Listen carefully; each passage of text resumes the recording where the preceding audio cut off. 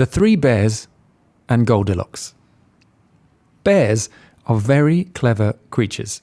In fact, some have been known to live in houses by the woods, sleep in beds, eat porridge, and even recycle.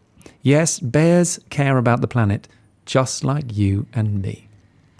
Now, once upon a time, there were 3 such bears who lived in such a cottage by such a wood.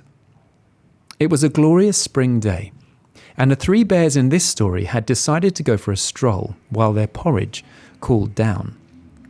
No sooner had they left the cottage when a young girl came hop-skipping past. Her name was Mildred, but she quite liked to be called Goldilocks because of her golden hair.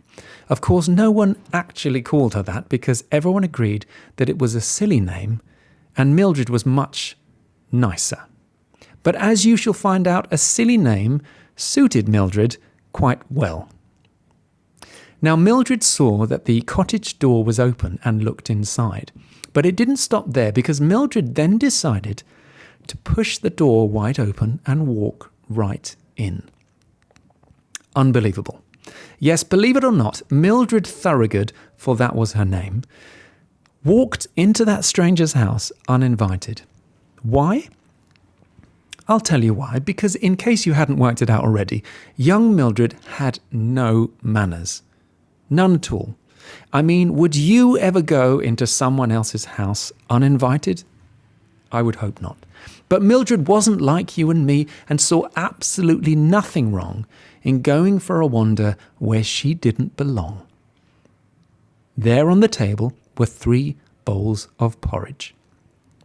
Now, do you think that Mildred realized it wasn't right to snoop around and quickly vamoosed? Well, she should have done so, but no. Instead, Mildred picked up a spoon and ate out of every bowl.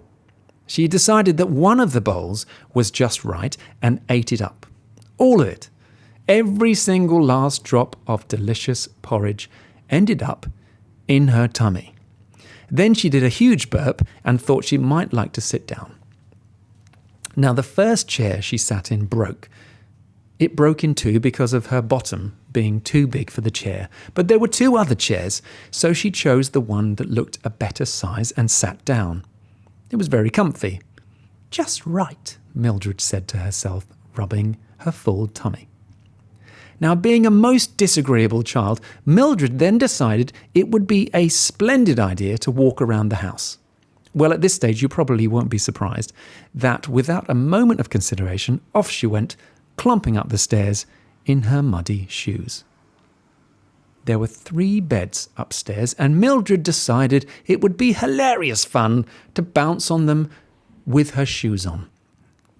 I know, the naughtiness is off the scale. Well, after a big bowl of porridge and a lot of bouncing, Mildred felt very, very tired. She lay down, and in a few moments, she was fast asleep.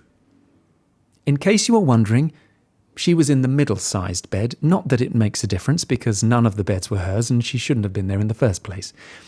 Now, where have the bears got to? Well, just at that moment, they arrived back at their front door. Don't remember leaving the door open, remarked the largest bear.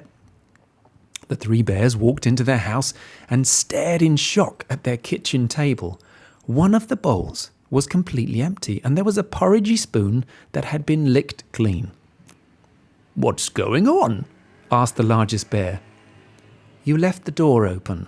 That's what's going on," said the middle-sized bear, a little cross. The 3 bears looked around, a bit worried that whoever had broken in might still be in the house.